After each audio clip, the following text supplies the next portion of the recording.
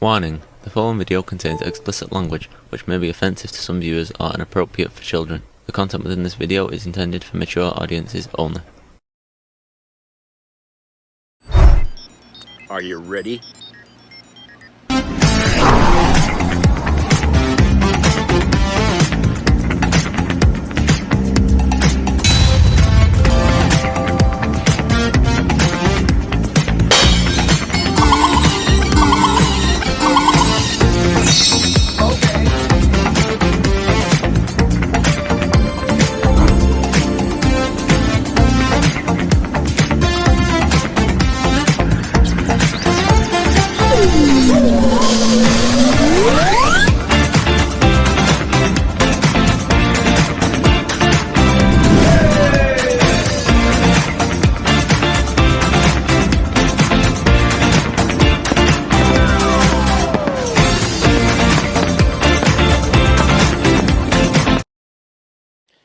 Hey everybody, it's Jeff.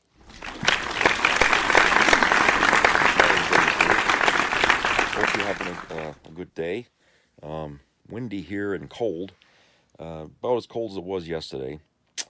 I don't know if anybody was out really doing anything today, because I was out and about and it looked like a Sunday afternoon, where nobody's... so everybody was kind of like home, I guess, because it was too damn cold to be out, driving around and doing things. It's one of them days in the winter where it's better to just stay in. It's just the wind blows and you feel like the pores just kind of, drying up on you. But yeah, that's the way it is in winter here in Maine. So I have a video, and the video, it pertains to a press conference that Air shits in his pants here gave, and it was pretty demented, from what I understand. And he said some things that really pissed off a lot of people and worried others. And so this video it'll talk about that interview, and let's get to that, and I'll talk on the other side of it. Donald Trump held a press conference on Tuesday in Palm Beach, Florida that was demented, delusional, and dangerous. But it was particularly very demented and delusional. Look, folks, I don't play Donald Trump audio or video clips anymore, but I want to share with you what went down at this press conference so you can understand how demented, delusional, and dangerous he is. He's talking about windmills killing whales. He's talking about not ruling out sending our military to conquer Greenland and go to war with Denmark. He's whining about his court cases. He's talking about how heaters make him itchy. He's talking about water dripping from faucets, and he's going like drip, drip, drip. It was very strange. Let me explain what went down. Donald Trump was asked by a reporter, can you assure the world that as you try to get control of Greenland and the Panama Canal, you are not going to use military force? You are not going to use military coercion.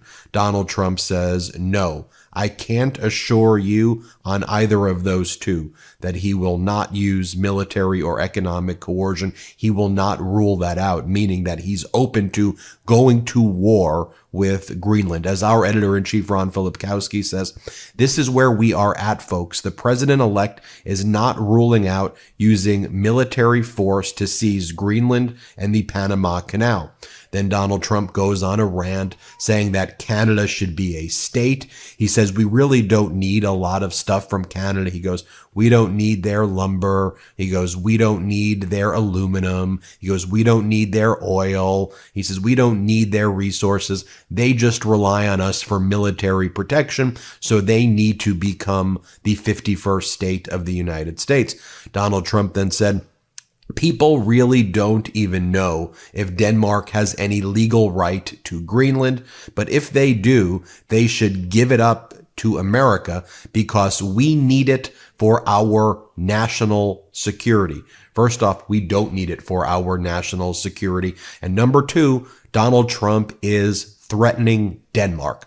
Donald Trump is threatening our NATO ally as Greenland is a territory of Denmark. I'm going to do a whole other video of this, but yesterday Donald Trump reposted a video of someone who purported to be from Greenland who was saying that he wants Greenland to be part of the United States. It was a heavyset man who ended up mocking the United States for having fat people, he said in the video, and he put on a MAGA cap. It turns out that individual was a well-known drug trafficker from the area. But I digress. I'll do a whole other video on that. Great reporting by our team, and they looked at some of the reporting out of Copenhagen to report on that for all of you.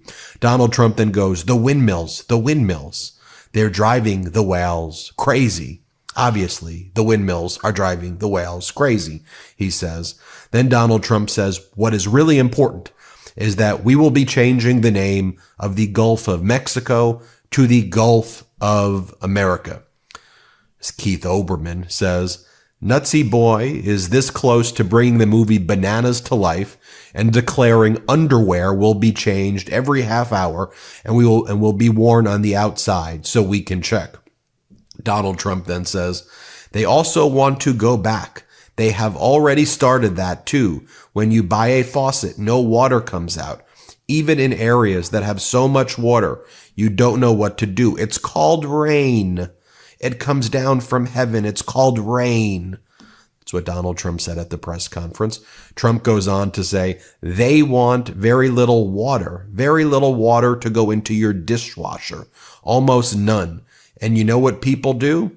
They just keep pressing, keeping it going. They end up using more water, like washing machines. He then goes on to say, gas heater is much less expensive. The heat is much better. It's much better heat. As the expression goes, you don't itch. Does anybody have a heater where you go and you're scratching? That's what they want you to have. They don't want you to have gas. Again, what the heck is he even talking about? Who is they? What's he talking about? Itchy and scratchy? This is bizarre, folks. He goes on to say, the Panama Canal is a disgrace. What took place at the Panama Canal, Jimmy Carter gave it to them for $1, and they were supposed to treat us well. He then goes on to say, if those hostages aren't back by the time I get into office, all hell will break out in the Middle East. And it will not be good for Hamas, and it will not be good, frankly, for anyone. All hell will break loose. And when he finished the press conference, he said, I want to remind everybody, all hell is going to break loose. So I'm just trying to get this straight. Wasn't he supposed to be the master negotiator and just be able to solve all of this? Weren't all the MAGA folk telling us, oh, he's going to stop World War III? He's threatening to be the bad guy right now in World War III and go after Greenland and attack Canada and Mexico and Panama. And by the way, you know what he's not talking about? Russia, China, because he's terrified of Vladimir Putin. He's terrified of President Xi Jinping. I thought Donald Trump was going to bring peace in Ukraine in 24 hours. Oh, I guess he wants to distract from that now by saying he wants to attack our NATO allies. We don't forget here at the Midas Touch Network. So you're not going to do the thing that you said, bring peace to Ukraine, but you are now threatening military force against Greenland. And as one commentator wrote, and I agree with this, just think about the lack of respect this shows our troops, where you are, for just utter stupidity and your own ego, now threatening to use American troops to attack a NATO ally in Greenland? Are you kidding? As this account says, Rotimiadio says, Iran war, also along with the Greenland war and the Panama Canal war, also the war with Mexico when we blow up cartels. Am I keeping up with all the wars this guy wants to start?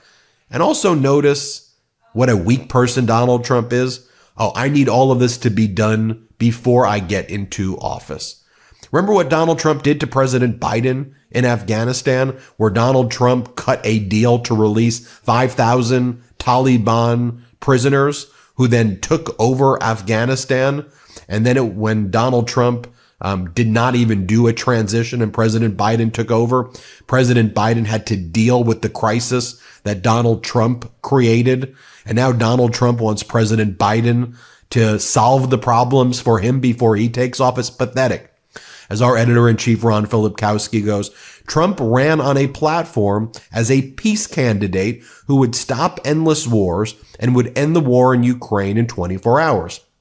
But now concedes that is not going to happen while he threatens Mexico, wants to invade Greenland and Panama, and wants to take over Canada through economic warfare. Donald Trump is then asked the following question about Meta or Facebook, because Zuckerberg announced he will not be doing fact checks and he will be moving a lot of his team that deals with content moderation to Texas because California is too woke.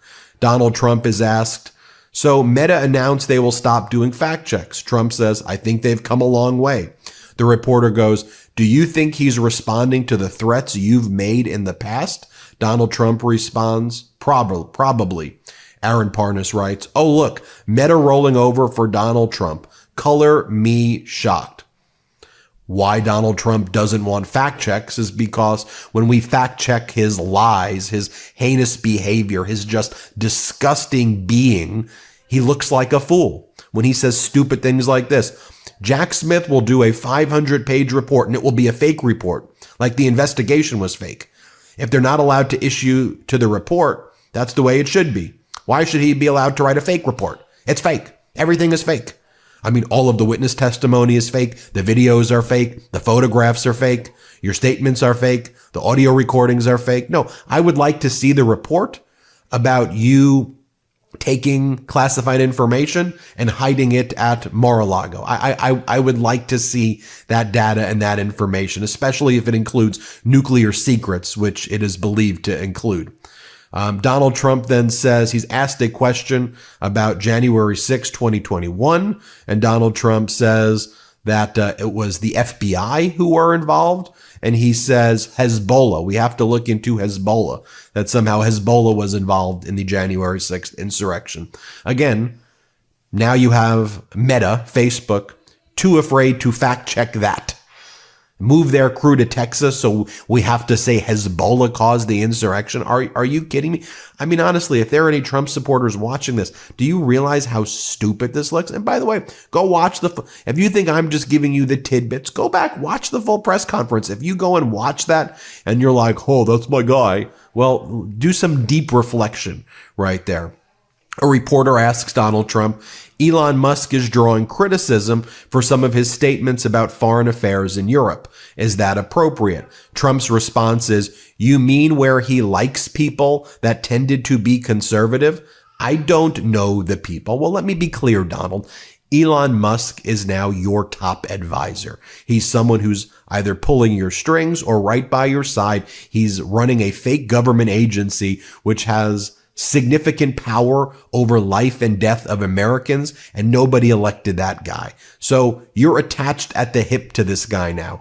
He's not just saying things about conservative people. He's saying things that even the far-right extremist party, the Reform Party in the UK, is saying Musk is being too extreme for us by supporting people who have essentially been accused of inciting like domestic terrorism, people who are criminals, people who have sympathies for white supremacists, people who are white supremacists. And even Nigel Farage is like, who's a far right-wing extremist in UK, is like, okay, Musk has gone too far. It's not conservative people. Elon Musk is supporting a party in Germany called the AfD, which basically sympathizes with they're basically neo-Nazi sympathizers. So no, it's not just he likes conservative people. And Trump knows what he's saying right there. He knows the gaslighting. Again, he's asked about using military force on Canada. He says probably not military force, but that he will use economic force. against Canada to try to annex it and acquire it and make it the 51st state. He goes on to complain about Canada more. He goes after New York Judge Juan Merchan and says that he's a crooked judge. I'm under a gag order while attacking the judge. All Donald Trump wants to be able to do, apparently, is to attack the judge's daughter, because that's what a weak little man Donald Trump is. That's the only remaining part of the gag order. Just don't attack the judge's daughter, who's a private citizen. And then Donald Trump praises Judge Eileen Cannon, the judge who he appointed, who made a ruling that no other judge has ever found in the history of America, that special counsels don't exist. So she dismissed the case where Donald Trump took nuclear information on the basis of special counsels don't exist. But apparently they just don't exist for Donald Trump, because special counsels exist for everybody else. Like Hunter Biden was prosecuted by a special counsel, for example. But Judge Cannon ruled on Tuesday that the report that's being prepared by the DOJ about their findings regarding Donald Trump can't be released. She issued an injunction stopping Merrick Garland and Jack Smith from releasing their report. Again, you want to talk about weaponization? Take a look at what Judge Cannon's doing as Donald Trump's praising her from this Palm Beach press conference. Donald Trump is then asked about the police officers and other people who were injured on January 6th. And Trump responds is basically, look, all I care about is Ashley Babbitt. She's the only person who was killed. And he blames the police for killing her when she was an insurrectionist who tried to break into the secure area with a mob of people who were trying to kill members of Congress. And many of those members of Congress, Republicans, are so spineless that they go along with all of this crap. We're not going to normalize this behavior. I'm not showing the audio of him. I'm not showing the video of him, folks. I'm just letting you know what went down. And if you want to go watch it, there's lots of places you can find it for yourself to verify that everything I said was accurate. But that was a summary of this, as I said at the outset, delusional, demented, and dangerous press conference. Thank you for watching. Hit subscribe. Help us get to 4 million. So I don't know, people. I mean, he's sitting here throwing threats around. Basically, I don't know, maybe he's looking for attention or something, or trying to get other people riled up. I don't know. It could be a sign that he's further deteriorating mentally. And, you know, then if that's the case, then my question is at what point do people step in and say, sorry, Mr. President, or whatever, you have to be removed from office because, you know, you clearly are not sane, and you know what I'm saying? I mean, at what point are we going to do that? Or is that something else he's going to get away with, that, or that MAGA's going to let happen, that, oh, we're going to have not only, you know, an irritant in the White House, but a mentally defective irritant? I mean, what does MAGA hope, what good do they think they're going to get by keeping this guy in there if he's fallen apart mentally? That's what I want to know, because so far he's let them down, and he hasn't even been sworn in yet, and he's already pissing them off. So at what point are they going to demand that he be, you know, removed from office or whatever, whenever, you know, I don't know. I feel like, you know, everything Trump has done has always been the first time we've ever had anybody do something like this, okay? And that's not a good sign. When a person is just breaking all the rules, smashing all the barriers of decency, morality, and everything, law and order, whatever, you name it. He plays his own game. He's living in his own fucking world of rules. And it doesn't include the rules that we have, okay? It's only his rules. And that comes from decades and decades of being a businessman, because in the business world, that's how you do things. You don't follow a set of rules. You make up your own rules in order to get ahead. And so with him, this is how he functions, okay? So he's taking his business school philosophy into the White House, as he did the last time. And as the last time, he's going to flunk with that. And, you know, I think, like, he's going around agitating different countries. Why does he want to take Greenland? I don't know. I really don't have an answer for that. Greenland has always been Greenland, okay? And all of a sudden he wants to lay claim to that. Why? You know, I wish somebody, or I wish the press would push him and say, look, we want an answer. Why are you going after them? Christ, it's just, it makes no sense. We never had any trouble with that country, you know? And Panama, same thing. Why? What the hell did they do down there that we have to go over there and try to take that piece? You know, what the hell is he thinking about? You know? And instead of coming down on the countries that do threaten us, like China and Russia, okay, and what's going on in the Middle East, instead of, you know, Iran, why doesn't he go after them? And it's like it was said in the video, he's too scared. He's scared because, you know, they own his ass probably, or something, or he's tied to them somehow, and he's unable to go after them. So what's he do? He takes in points, like he's trying to get our country directed, our anger at a country that has absolutely no threat to us. And as long as we're focused on Panama or Greenland, we're not focused on China, Russia, and Iran. Okay? Those are the countries we should be concerned with. And I think anybody who's in the military right now would agree with me 100% on that. These other countries have absolutely no fucking value to us. Okay? There's no problem there. It's like saying we're going to war with Antarctica. I mean, that makes just about as much sense. You know, let's go to war with Antarctica.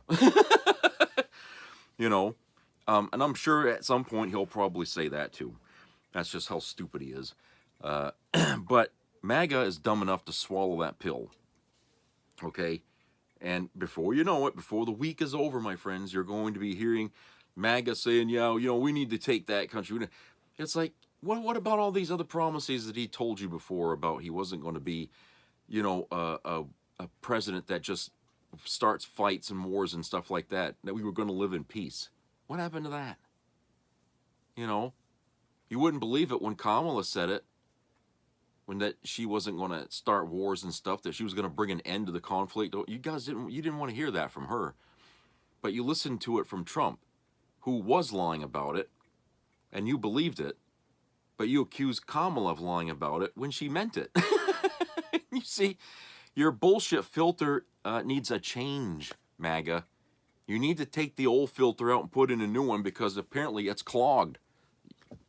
You don't know the truth when you hear it anymore. And unfortunately, you know, like I said, and every day that goes by until the 20th, MAGA is just finding out that he's lied about this, he's lied about that, he's lied about, you know, how many more straws do you need to have dropped on your back before you get to the final one? That's what I'd like to know. You know, right now, he's sitting there making idle threats at Canada. Why? Canada has always been a quiet ally to us. Okay? We've done business with them. He says, we don't need your lumber. Really? I mean, maybe we don't, because we've been shutting down paper mills all over this country, okay?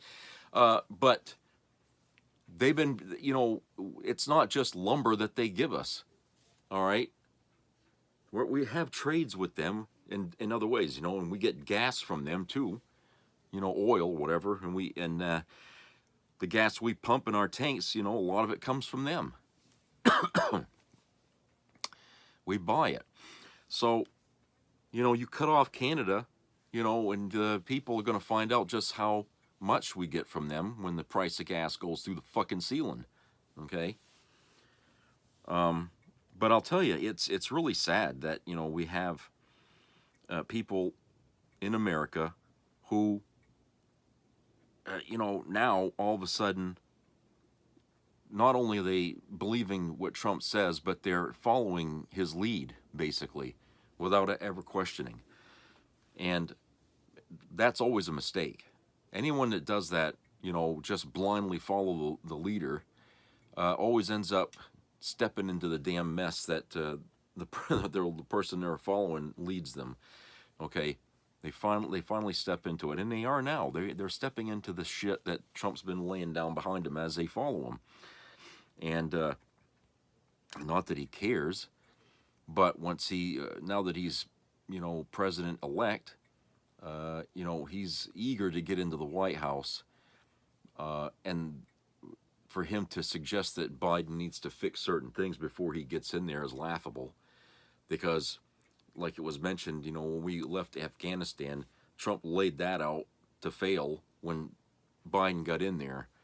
Okay, he said he made an agreement with them that was supposed to be executed after Trump was out of office and Biden was in there, and you know, gave a very strict time limit on getting this out of Afghanistan. So we had to do it in a hurry in order to honor that fucking agreement that Trump had made. And of course, it ended into a disaster. Of course, it was meant to. And so, from the very beginning, you know, Trump was playing dishonest, was being nasty, you know, and now he expects Biden to be nice and do something for him. You know what, if I was Biden, what I'd tell him? You know, I'd say, you know what, you handle whatever the fuck you can handle, and you know, I'm just gonna leave it all on your lap now. I'd set up a fucking mess for him too, just the way Trump did to him. It's too bad that, you know, we have to have this guy for another 4 years, because even if he's just bluffing about, oh, let's go take Greenland, let's go after Panama, even if he's bluffing about that, let's just say he's bluffing, okay? The fact is, those countries are pissed now. They're pissed because Trump is focused on them, using them for some nefarious reason, okay? And they're NATO allies, okay? We've got no beef with these countries at all. They've done nothing to us. But he's trying to turn them, convert them into an enemy, just like he did wherever the hell was he, where he was saying the Haitians are eating your cats and dogs. It was perfectly peaceful there till he showed up at that fucking rally and said that. And when he left, all of a sudden these people were getting harassed, death threats, you know. That's what I'm talking about when I say he leaves chaos in his wake, because that's what he's trying to do right now. He's trying to start something with our allies. Okay? I don't know what the solution is to, you know, telling him to fucking knock it off. I don't know. But I don't think NATO is going to let him bluster and bully to his heart's content. You know, eventually they're probably going to push back, you know. And not that he would care much, but it would matter to people who do care about this country and its status in the world. And because of that, Trump would not only get flack from NATO, but he'd get flack from his own government here, you know. And he'll sit there and play the victim and cry and bitch, oh, they're trying to destroy me. He starts it. He starts the fucking movement to destroy him. You know? You know, it's like a kid that goes around throwing rocks, breaking people's windows and stuff like that. And then one day he's out there doing that and the police show up. Okay? Then he pulls a Karen when they try to take him to the station. You know, screaming, oh, they're gonna beat me, they're gonna, you know, hurt me, oh, somebody help me. Okay, that's what he's doing. He's the leader of the Karens. You know, he creates enemies, and then he bitches when the enemies retaliate and plays the victim.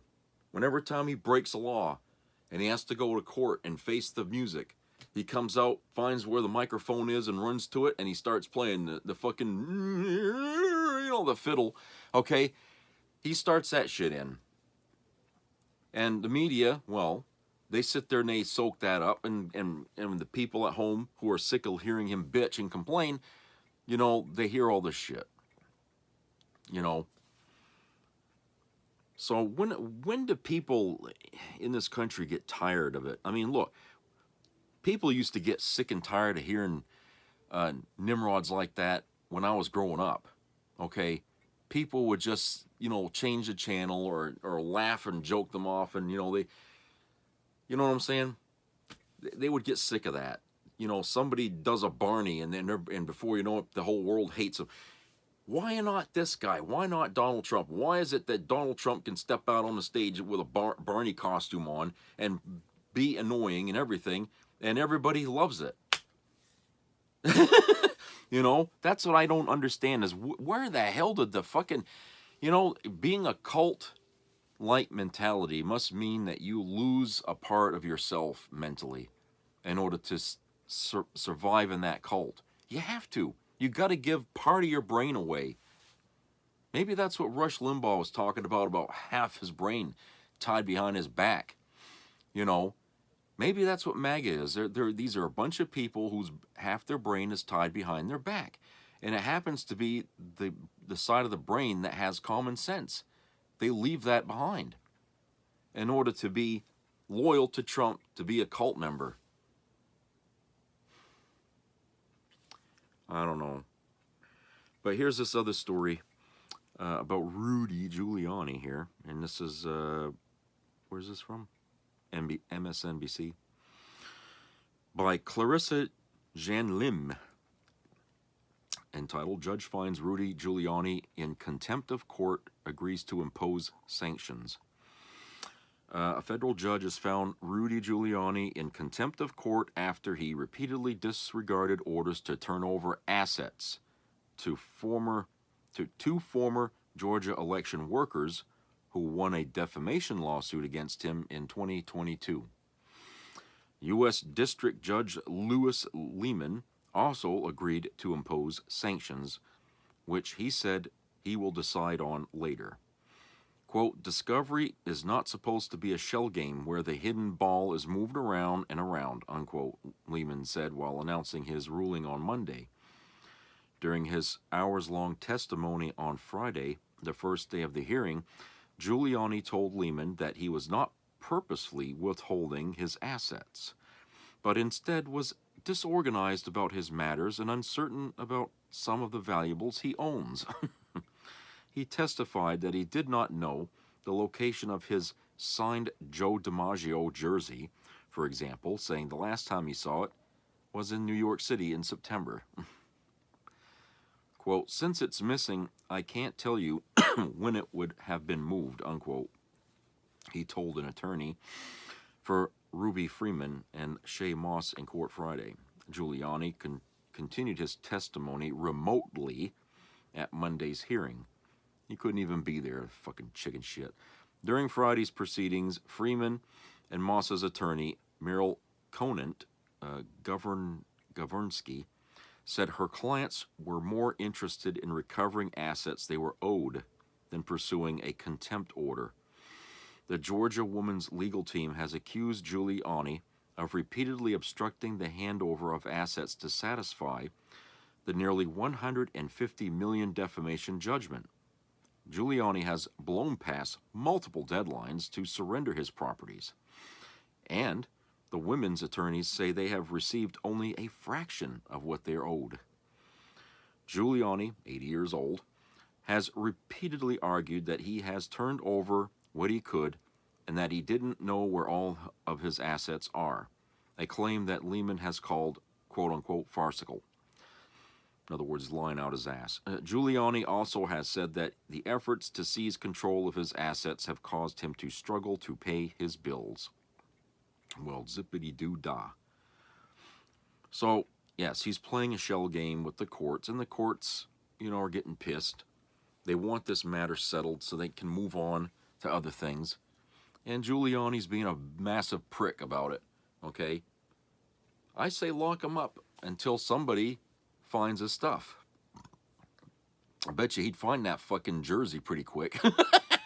You put him in prison or jail, whatever, until everything has been gathered that he owes. And then, after that, you can let him out. So, if I was a judge, that's what I'd say. I don't care who you were in life, Mr. Giuliani. Now you're in my courtroom, and here I'm the boss. And when I say you have things you have to turn over here to settle this fucking matter, you will turn it over. And there ain't going to be any excuses accepted here. You know better because, you know, you dealt with law before, so you know where I'm coming from, Mr. Giuliani. So that's it. The bailiff's going to take you to the goddamn jail, and there you will stay until the list of things that you owe have made themselves available here to the courts. And that's when I pound the gavel on that, and that's, you know, that's it. Let his lawyers bitch and complain and moan. But that's what I do with the old bastard. And, you know, the day's got to come where judges are going to have to get firm with these crooked bastards, you know, him and Trump and all these others. Because what are you there for if you're not going to, you know, uphold the law? What are you there for? If it's easy for you to address a poor person who doesn't have an attorney and make them pay the fullest extent of the law, if it's easier for you to do that than is for someone of status or wealth to do it, then you're not really a judge, okay? Because you can't look at these people on that level. They're all equal in the eyes of the law. At least that's the way it's supposed to be, okay? There should be no double standard here. So if these judges cannot operate under that principle, then they shouldn't be judges. Take the robe off, get the hell out of here. You wasted all that time in school for nothing. So that's what I'd say to that. All right, let's go to commercial break. Be right back.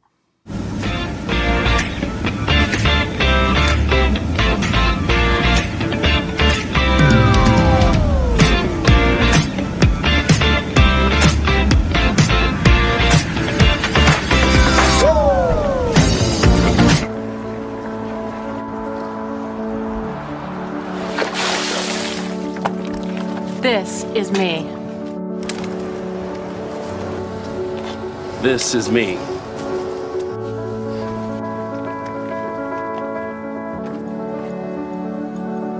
This is me!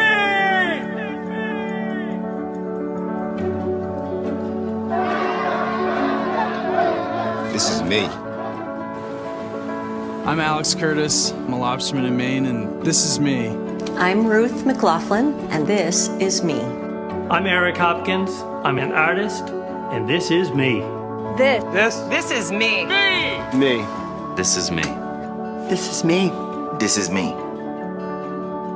At the end of the journey, the main thing is you, original.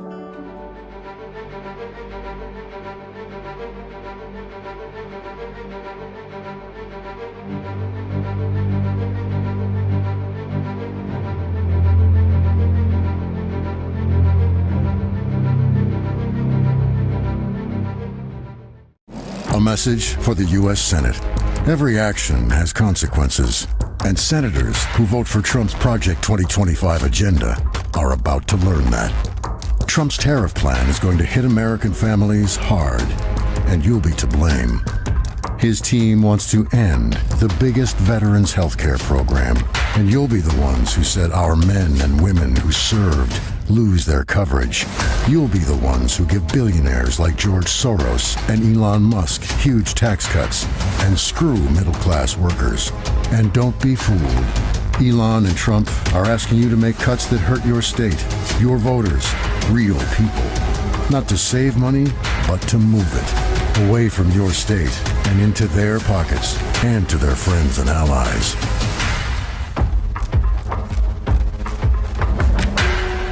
Hey y'all, I'm out here at our outdoor shower trying out Manscaped's new body wash. It smells amazing. It comes in this 16-ounce aluminum can with a pump, which I love. It's infused with aloe vera and sea salt, which gives the perfect combination of tough cleaning and soothing hydration. After you cleanse with your refined body wash, grab your Manscaped Lawnmower 4.0 waterproof trimmer and shave when your skin is properly prepped for trimming.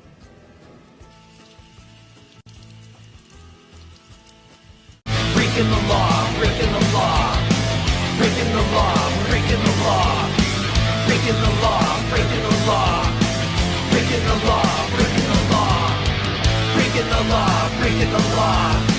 Breaking the law, breaking the law. Breaking the the law, breaking the law, breaking the law, breaking the law.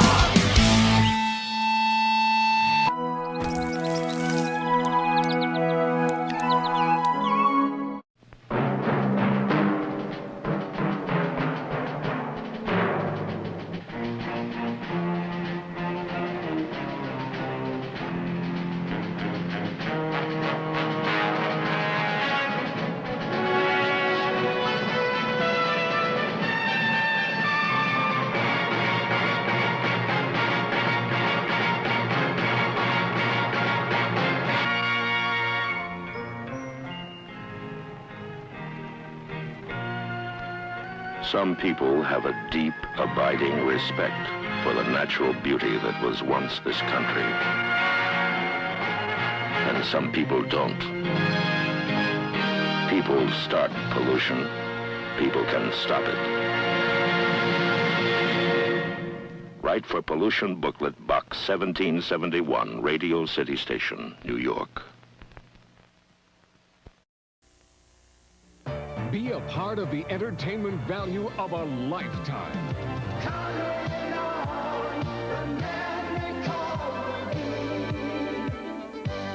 I loved it. It was the best performance I've seen in a lifetime. I loved the show. I liked it very much. He's a very entertaining man. It's well worth the money. Now appearing in Charlottetown, coming to Halifax November 6th to the 18th, and St. John November 20th through the 26th.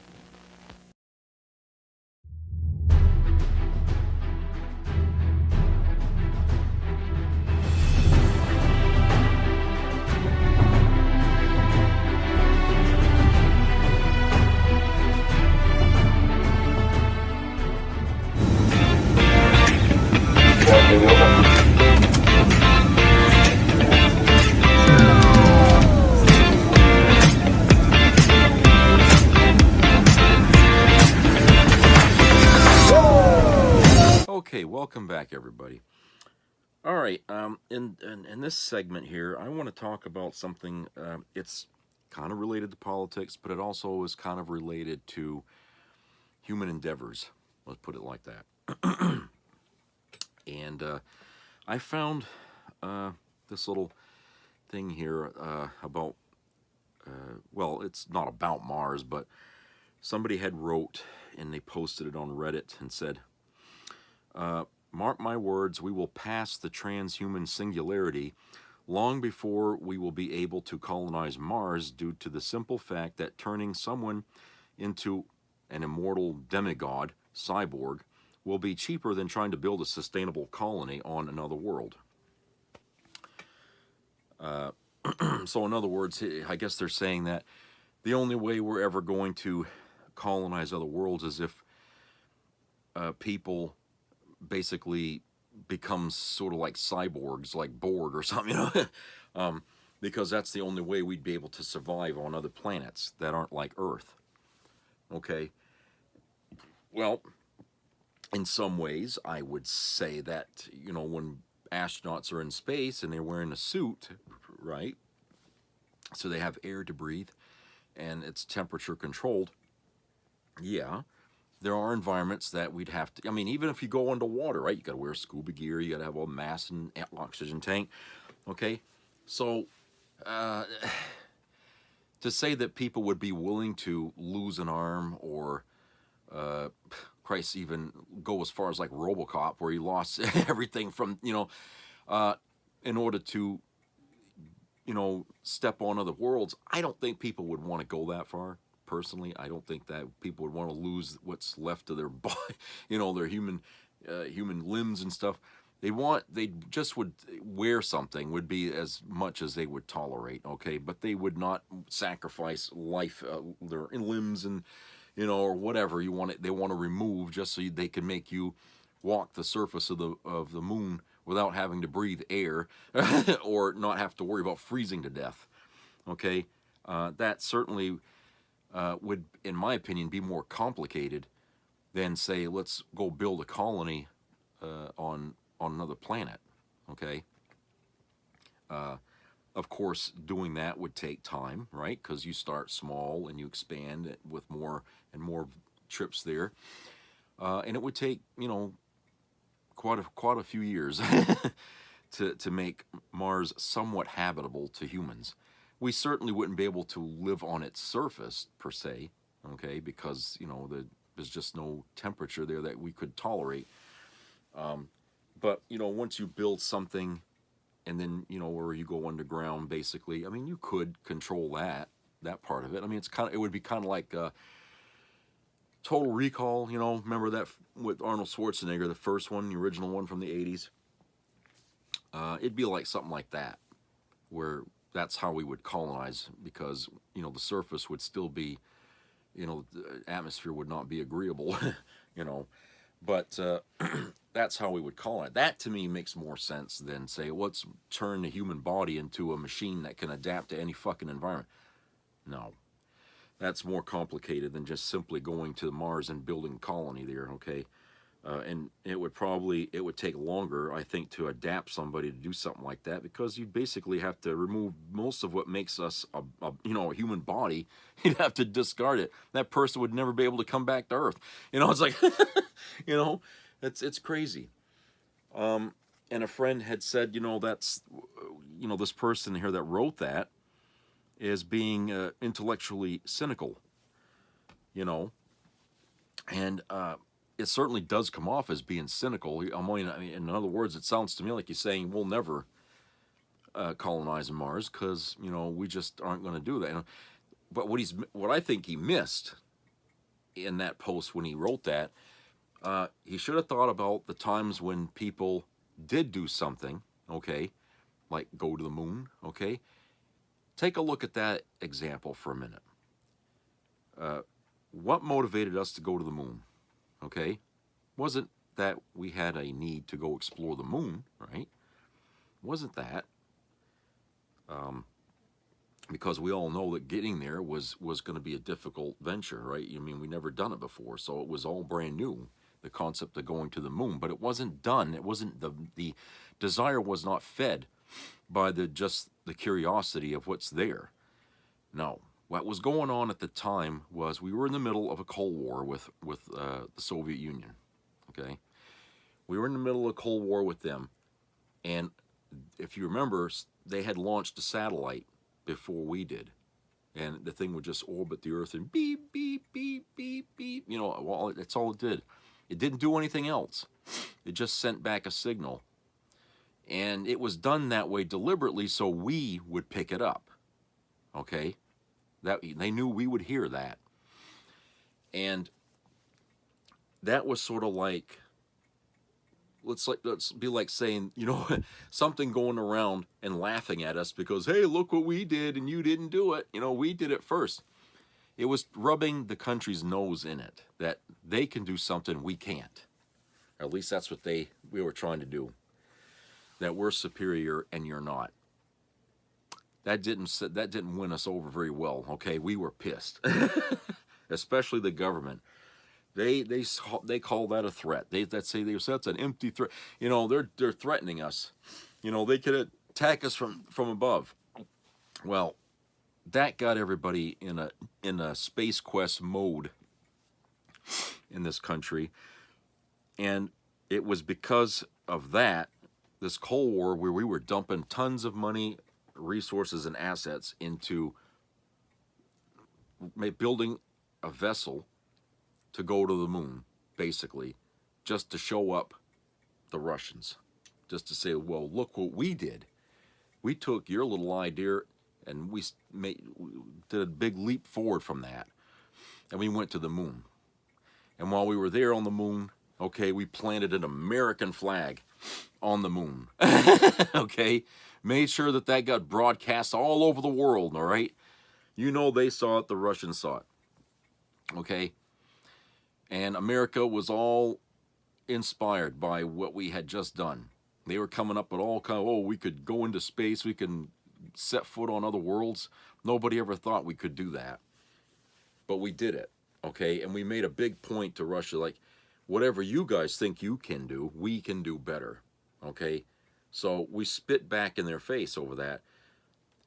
That was the motivation in my opinion, about why we went to the moon. It had nothing to do about scientific exploration or whatever the fuck you want to call it. It wasn't anything to do with that. It was the fact that our national pride was on the line here. We weren't going to let another country, an enemy country, show us that they can do something we can't.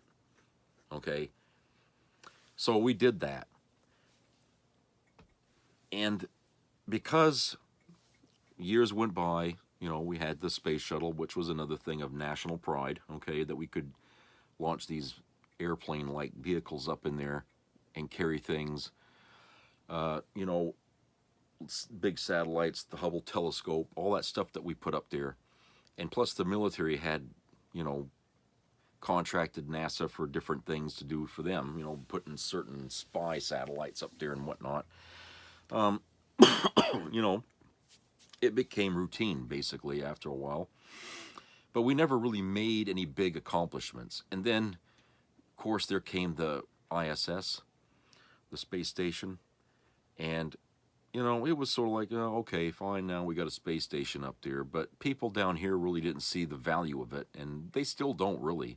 But it's because they don't take the time to read about what they're doing up there. You know, they're conducting research in zero gravity, how long a person can survive in space in zero gravity, you know, or how does a virus, how would it work in a zero environment like that? You know what I'm saying? They're conducting experiments for the result, for the goal that at some point we're going to have man traveling long distances to reach Mars. We got to find out what's going to happen to these people physically, mentally, as they get there, because it's a long journey, you know. And so they're conducting research up there with, you know, on that regard, and conducting experiments as such. But, you know, that's boring, snoring stuff to people on Earth. They don't want to hear that about that, you know. And so we kind of forget about it. We forget that they're even up there most of the time. And and then, of course, on Earth, you got 9/11. You got all these things that's happened between then and, you know, then the Iraq War, and then, you know, there's shit going on politically in this country, and then Trump and COVID, and, you know, people's focus gets drawn down here, okay? Our concerns are rooted down here. Because, you know, and it's, we can't, it's hard to dream and to hope for, you know, or think about doing great things when we're worried about the environment, we're worried about war, we're worried about making ends meet, trying to survive. You know, and then when somebody comes up to you and says, oh, we could go to Mars, you're like, get the fuck out of here. I ain't got time to think about that. Okay, you see what I'm saying? People get annoyed with the dreamers at that point when the world is such a chaotic place, and we can't seem to get a handle on it. Okay? And so that creates people like this fellow here that wrote this thing saying, oh, we'll never get to Mars unless, you know, we turn ourselves into cyborgs. Okay, it's cynical, but he dresses it up in something he thinks is intelligent, which is really not intelligent, because we could actually go to Mars without having to go through all that shit. Okay, but what it is it's a symptom of people just giving up on big dreams. And the only way you can reverse that, and this is the sad part of it, is because I still say we got a long way to go to evolve as a people in order to be something greater than what we are. The only way we would be motivated at this point to invest in going to Mars and colonizing it is if China gets there first. Okay?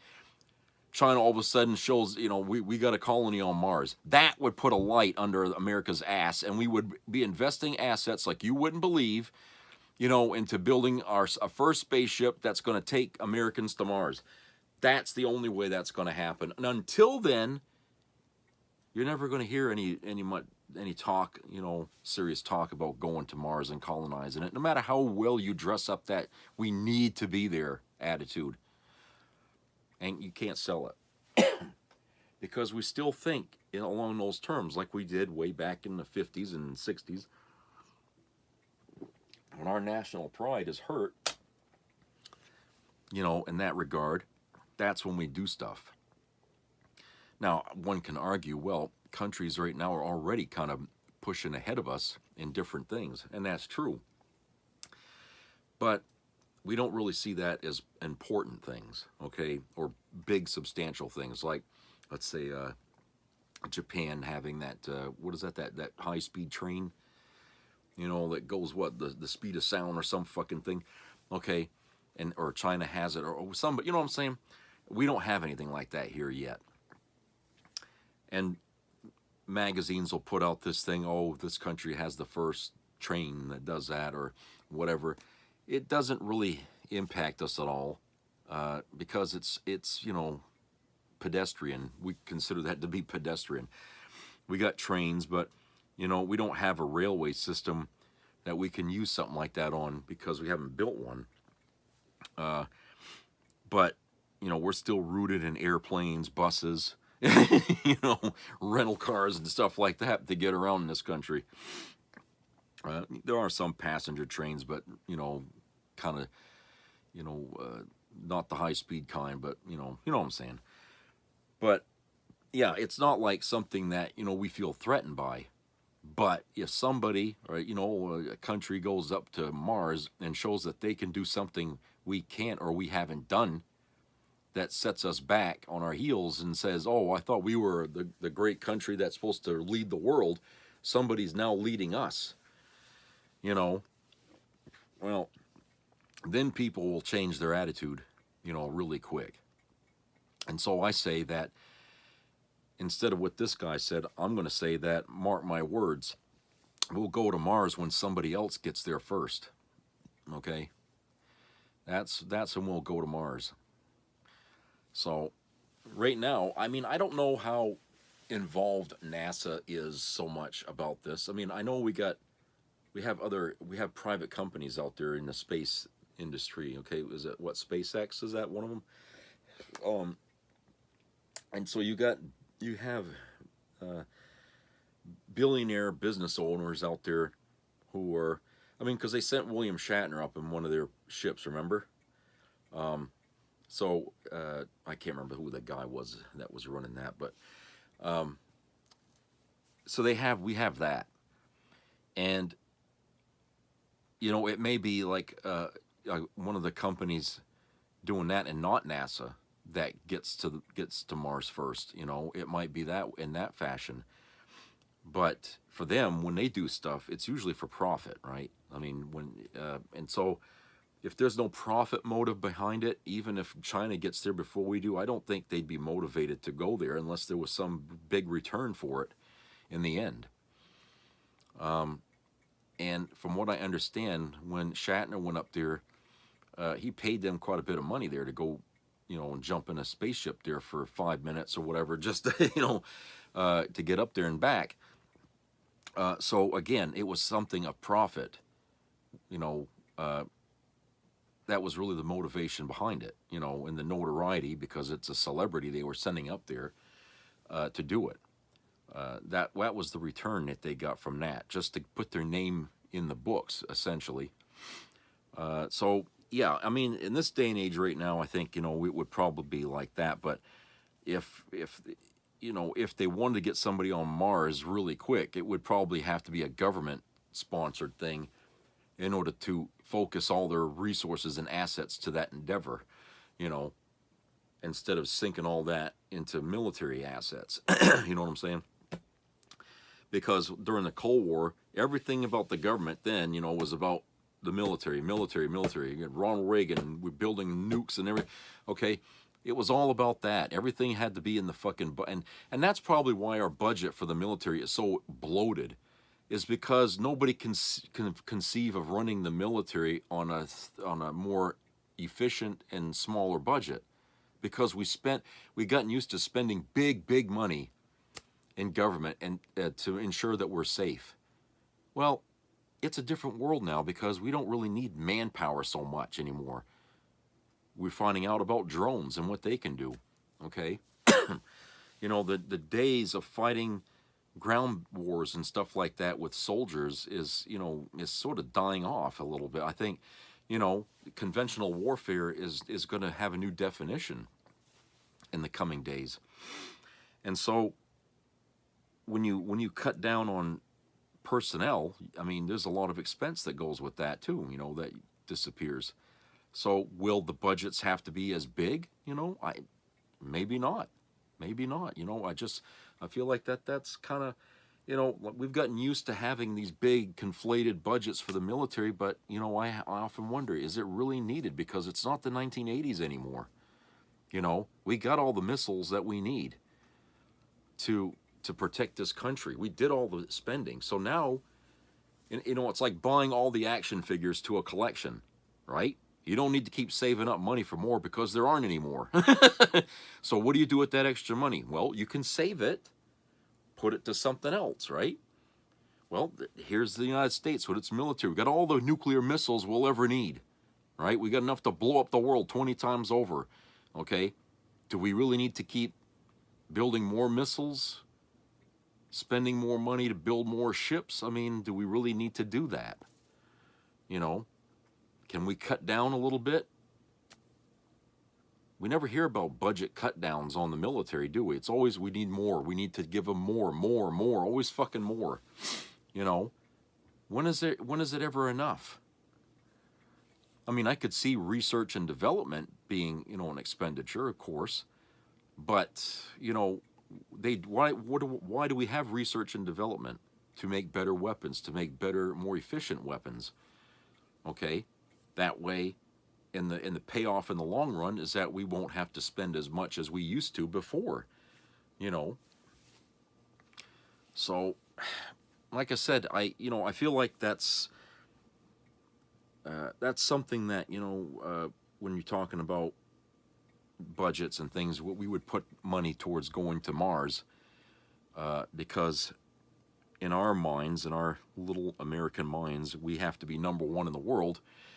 At least that's the way it was when I was growing up. I don't know how it is now. It seems to me like a lot of people just could care less about being #1. And the proof is, look who we elect as our leaders. You know, a guy who's really going to be in office just to piss all over the world. And what do you think that does to the rest of the world? They look at us like, well, you guys are a bunch of fucking assholes. You know, you're not #1 anymore. You're at the bottom. You're the lowest of the low now. Okay? You're a third world country.